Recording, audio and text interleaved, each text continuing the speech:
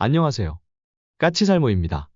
저번 림팩에서 우리나라의 비공이 미국의 모든 테스트를 무사히 끝냄으로 인해서 미국에 대한 수출 가능성이 엄청나게 높아졌는데요.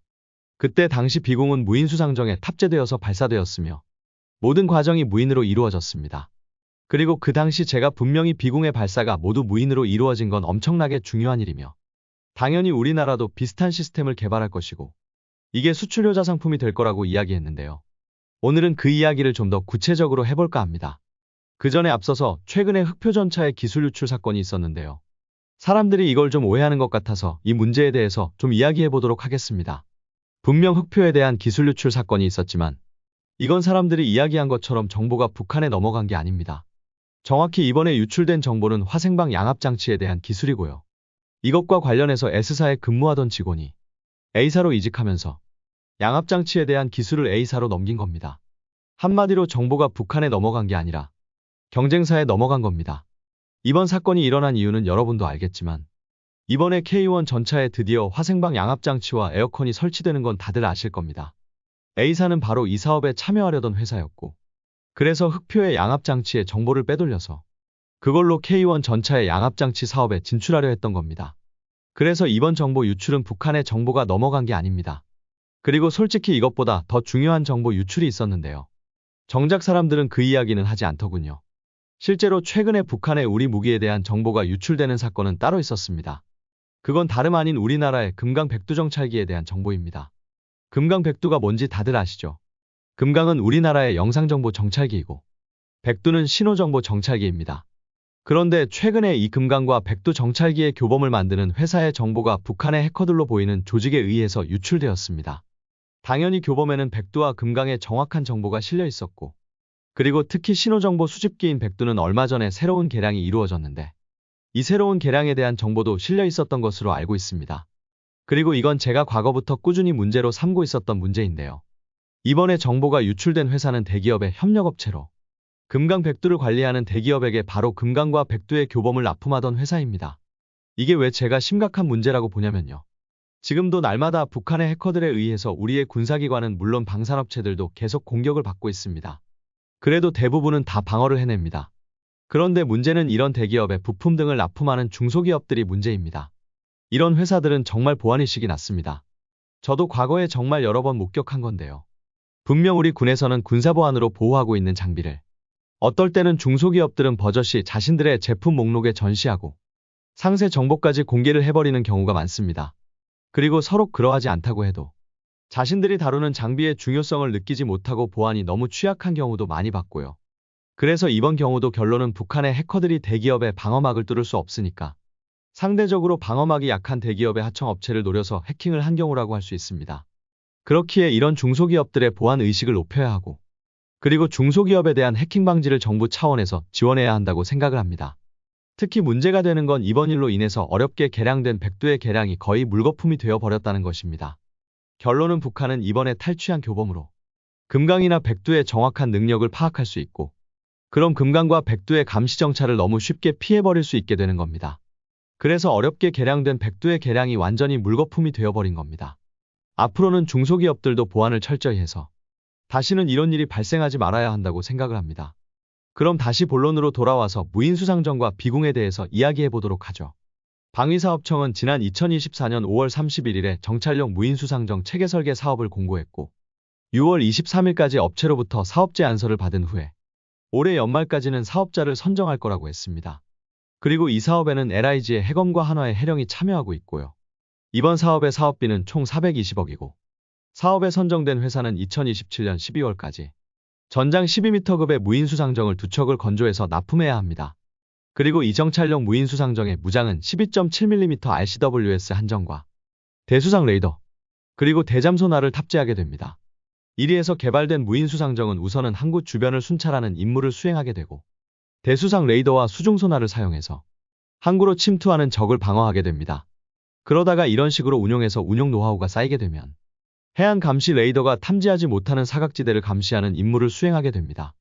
특히 이때 중요한 게 우리나라는 지금 LIG에서 해안 감시 레이더 2를 개발하고 조만간 배치할 생각이긴 하지만요.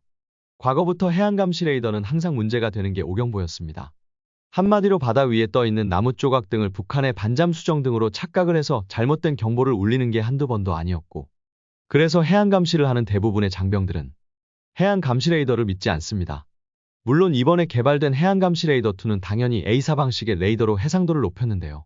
문제는 이렇게 해상도가 높아지면 더 많은 물체를 찾아낼 수 있고, 이게 오경보율을 더 높이는 요인이 된다고 합니다. 물론 그래서 해안 감시 레이더 2를 개발한 LIG에서는 AI를 사용해서 최대한 오경보율을 낮추기 위해서 노력했지만, 그렇다고 해도 완전히 오경보를 없앨 수는 없다고 합니다.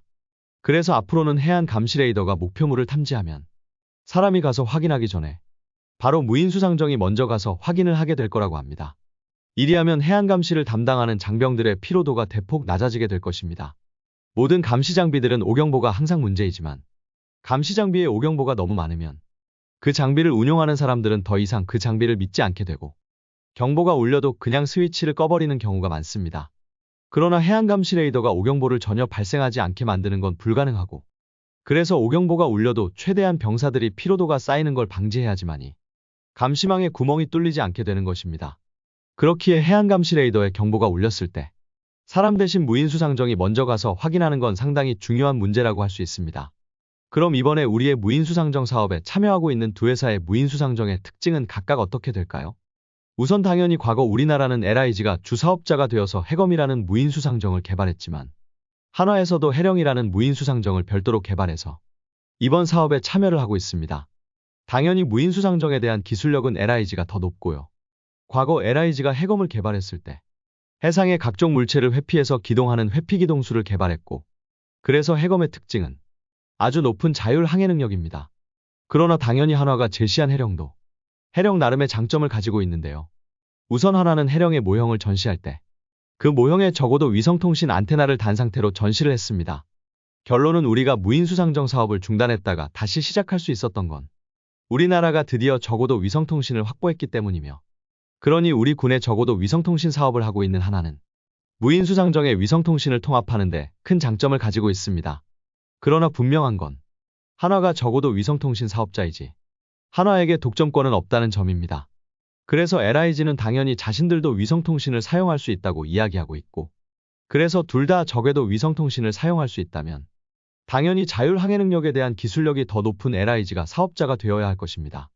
그리고 이런 식으로 개발되어서 배치된 무인수상정은 1차로는 항만 감시, 그리고 2차로는 해안 감시 레이더의 사각지대 감시를 담당하게 되고, 그 다음에는 접견 지역에서 북한의 어선이나 포함 등을 감시하는 역할을 하게 됩니다.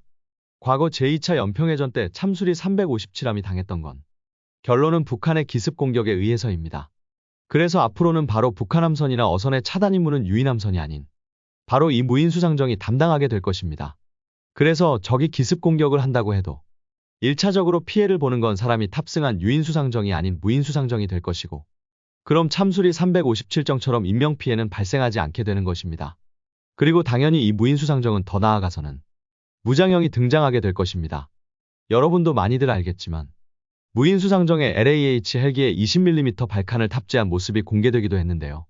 결론은 우리의 무인수상정이 상대할 함선은 주로 북한의 공기부양정이나 포함들이고, 그래서 최대한 빠른 발사속도로 적을 제압하는 게 중요합니다. 그래서 최대한 가벼우면서도 연사속도가 좋은 LAH 헬기의 20mm 발칸이 무인수상정에 탑재될 것입니다. 그러나 이 무기는 결코 우리의 무장형 무인수상정의 주력 무장은 아니고요. 어디까지나 근접 전투를 위한 화기이고, 우리 무장형 무인수상정의 주력 무기는 비공이 될 것입니다. 그래서 우리 해군은 지금 개발하고 있는 무인수상정보다 좀 더 대형의 무인수상정을 만들어서 무장으로 20mm 발칸과 비공을 탑재할 것이고, 또 한 가지 특징은 단순하게 적 잠수함을 탐지하는 소나만을 탑재하는 게 아닌 적 기뢰를 탐지하는 기뢰전 능력도 부여할 거라고 합니다. 지금 우크라이나 전쟁에서 우크라이나 군은 무인수상정을 정말 잘 활용하고 있고, 그래서 러시아의 흑해함대의 함선 대부분이 항구에 발이 묶여있는 상태라고 합니다. 그러나 분명한 건 무인수상정으로 항구를 공격할 수도 있다는 점입니다. 그래서 러시아 해군이 어떤 방법으로 항구를 방어하냐면 바로 기뢰를 사용해서 항구를 방어하고 있다고 합니다. 그래서 우리의 무인수상정이 적 진영에 침투하는 침투작전을 하기 위해서는 적 기뢰를 탐지하는 기뢰탐지 능력이 있어야 합니다. 그래서 무장형 무인수상정에는 기뢰탐지 능력도 부여될 거라고 합니다. 그런데 이것까지는 이미 정해져 있는 것이고, 지금 여기에 한 가지 기능을 더 추가할 것인가가 논의되고 있는데요. 그건 바로 무인수상정으로 적무인수상정을 잡는 킬러 능력입니다.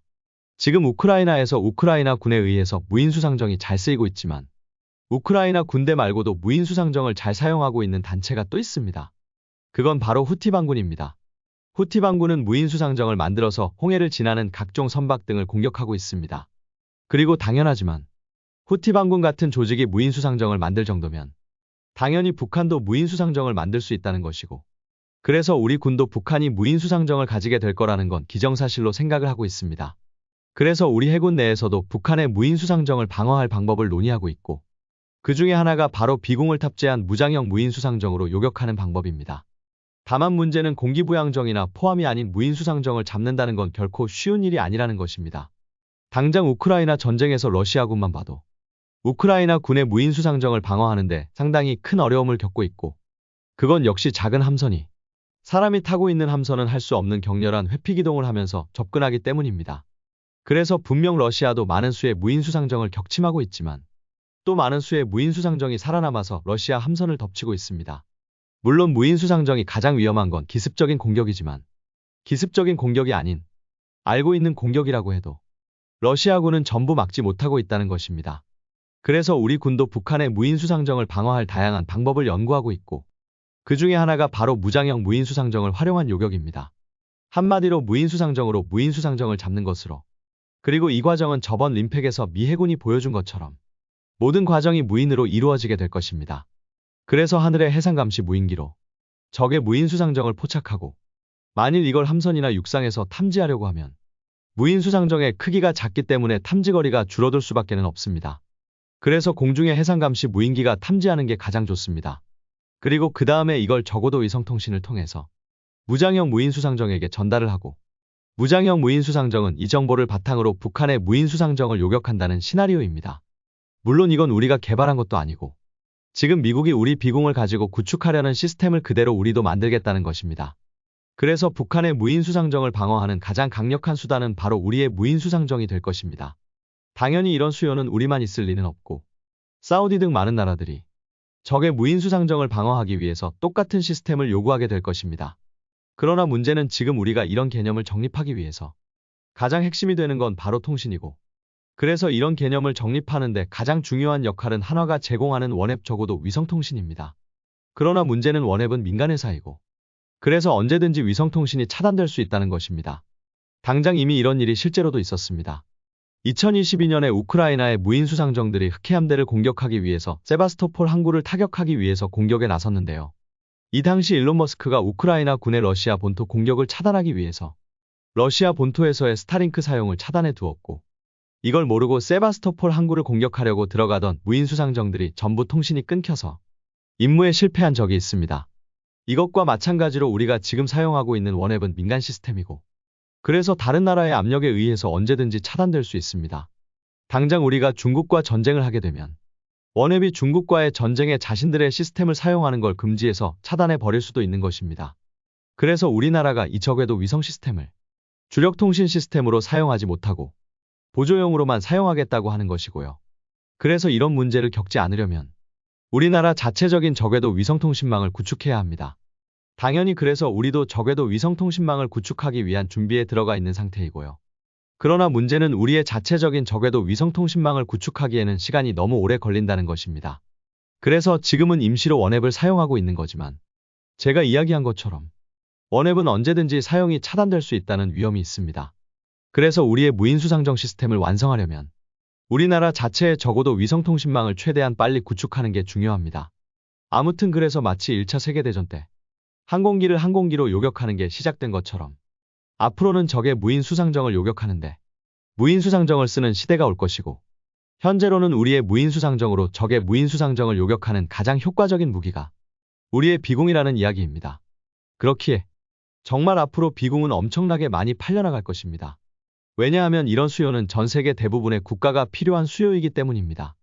그리고 비공뿐만 아니라 사우디 같은 나라들은 우리의 요격 시스템을 통째로 구매해 갈 가능성도 높습니다. 어떤가요? 무인수상정으로 무인수상정을 요격한다는 개념이 옳다고 보시나요? 이상 영상 봐주셔서 감사합니다.